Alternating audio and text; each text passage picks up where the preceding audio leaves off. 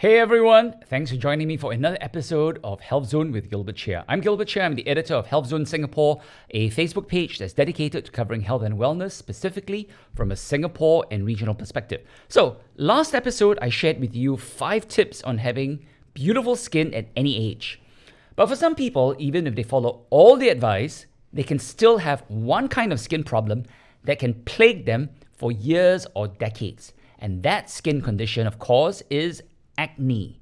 And in the past year, more and more people have seen their skin breaking out with acne more than ever before, caused in part by the mask we all have to wear. So today I want to cover the topic of acne in all its forms and all the places where it can occur from your face to your back. Now, although acne is most common among teenagers, it can affect people of all ages, and it's not uncommon to see people in their 20s, 30s, and even older with persistent acne. We know that everyone has beautiful skin as children, and one of the biggest changes to our skin condition takes place when we reach puberty. The hormonal changes that occur in our bodies as we mature causes the oil glands in our skin to go into overdrive. And in addition to becoming oilier, the skin also becomes thicker and rougher. And as a result, pores become clogged more easily and bacteria multiply, leading to inflammation and infection that erupts as pimples and the condition we know as acne. Now, acne is actually a blanket term that refers to several different types of skin issues that are all related and which all have the same cause. So I'm going to break it down so you know what is on your face and what is causing the problems. First, we have whiteheads. These are clogged pores where the surface is covered still by the skin. Then you've got blackheads. These are clogged pores where the surface is open, and this clogged debris turns black when exposed to air. Third, we have papules. These are small red tender bumps that many people think are pimples, but they're without the pus. Pimples are actually these bumps which have got pus on their tips. Then you've got nodules, which are large, solid, painful lumps under the skin. And then you've got the more serious type of acne, which is painful, pus-filled lumps that are under the skin, and these are known as cystic lesions. Now, all of these different skin problems have one thing in common. They are caused by blocked pores or blocked hair follicles, which leads to infection and inflammation. And although acne happens most often on the face, many people also suffer from it on their back. And there's even a term coined for this. It's called backne. But no matter what you call it, it's a painful, unpleasant condition that can affect your confidence, careers, and of course, your appearance. So what can you do? What can you do if you suffer from acne? The treatment you choose will largely depend on how bad your acne is and your age group. If you're a teenager or young adult with slight to moderate acne, then over-the-counter medications that you can find at Watson's or Guardian will most likely be able to control your outbreaks. Most of these creams and lotions are peeling and drying agents, such as benzoyl peroxide, which can help the clogged pores to open up and dry up, which is what you want. But use them sparingly and apply them only to the pimples, and don't spread them all over your skin, as that can cause over-drying, which will in turn cause your oil glands to overreact and cause more problems. It's important that you control the oiliness of your face because that is the main issue. That is what's going to cause the pimples. And many people overcompensate by using strong cleansers too often, but that will also cause your skin to overreact. I would recommend that you actually wash your face 3 times a day with a gentle but thorough foaming cleanser, and that you rinse off with water. Avoid creams that you need to tissue off, as those will just clog your pores. Now, this is a very important tip. In between your face washing with the facial cleanser, rinse your face with plain tap water a few times a day. This will help get rid of excess oil without over-drying your skin. You'll be surprised at how simple practice like that can help.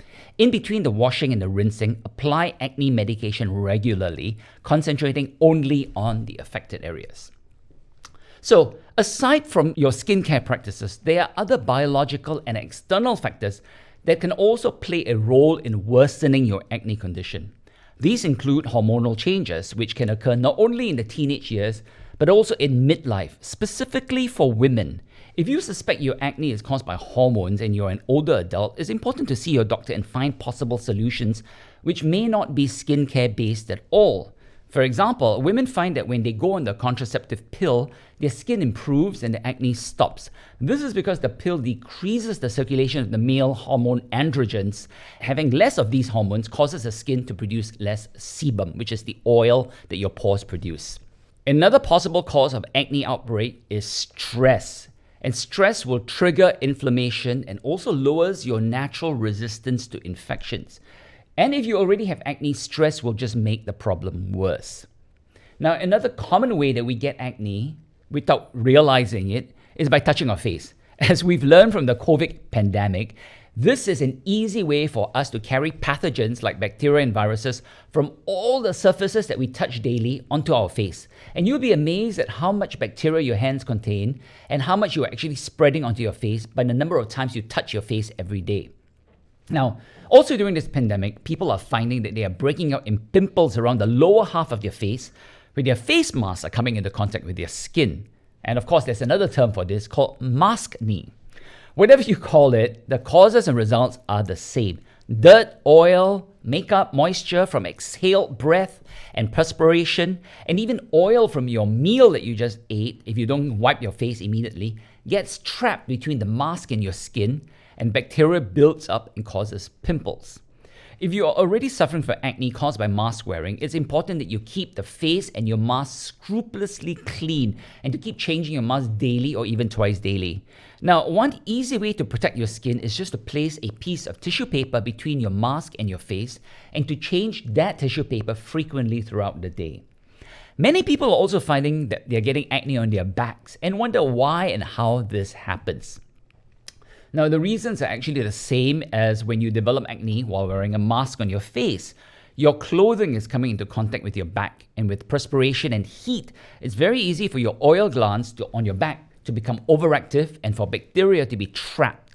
And the back is obviously such a large area with a lot of sweat glands and skin, and it produces a lot of sebum. One way to help fight acne is just to wash your back thoroughly every day. Now, many people think they do this, but they're actually not. They're just doing a cursory washing while they shower, and they don't scrub the skin because we all have difficulty reaching the whole back.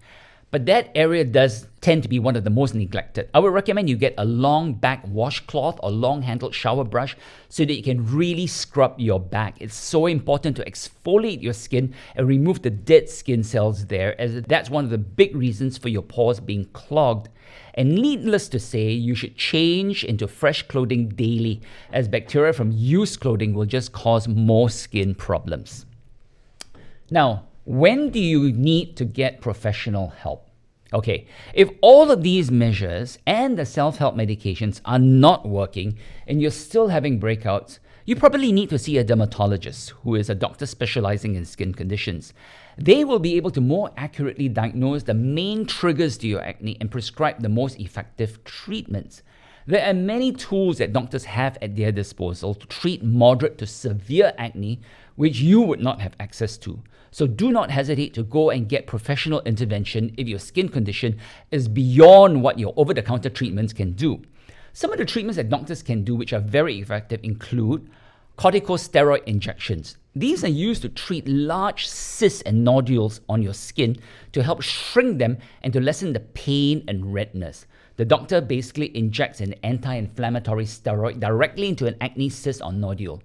You see, without treatment, these cysts or nodules may last for weeks or even months, and they are painful. A steroid injection can reduce the swelling, redness, and pain down to just a few days. Another popular treatment are oral antibiotics. Now, oral antibiotics will help reduce the amount of bacteria in your body and can be very effective at fighting acne. It used to be a more common prescription to treat moderate to severe acne, but now that we know about the dangers of antibiotic-resistant bacteria, oral antibiotics should only be sparingly used and for the shortest period of time possible.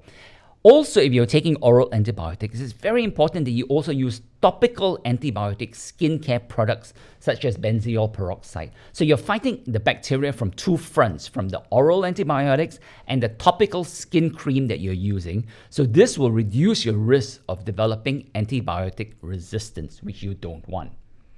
There's also combined oral contraceptives. As I mentioned earlier, one of the side effects from women taking oral contraceptives is that it reduces the amount of male hormones in a woman's body, which in turn reduces skin oiliness and reduces breakouts.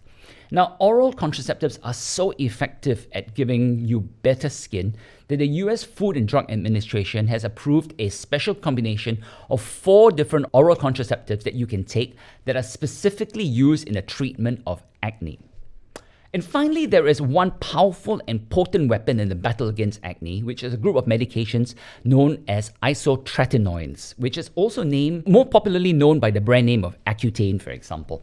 Now, this medication is used to treat severe cystic acne that has not responded to other treatments, and it works internally by reducing the amount of sebum or oil that your skin produces.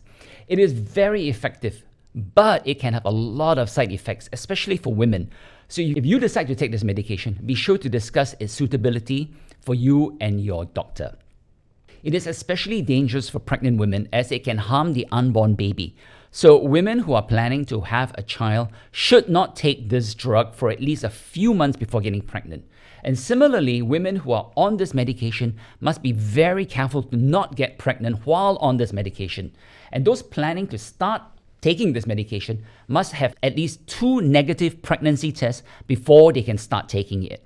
And they must take a monthly pregnancy test to make sure they are not pregnant while they're on this drug. Men, of course, will not have this issue, but can face other side effects which are not as serious, such as dry skin and dry lips and mouth. But for those who can tolerate the side effects, this medication can be a real game changer and help them get rid of a painful and difficult skin condition. Just because acne is considered a superficial condition that is not life-threatening does not mean it is not debilitating and serious. If you do suffer from acne, do not be embarrassed to seek professional help if you need and to get the clear skin that you have always wanted. So that's it for this episode of Healthzone with Gilbert Cheah. I hope you found the information to be helpful and useful. I will be posting more of this guide online on the Facebook page for Healthzone, so do check it out there. And please join us another episode of Healthzone with Gilbert Cheah coming up. Thanks very much.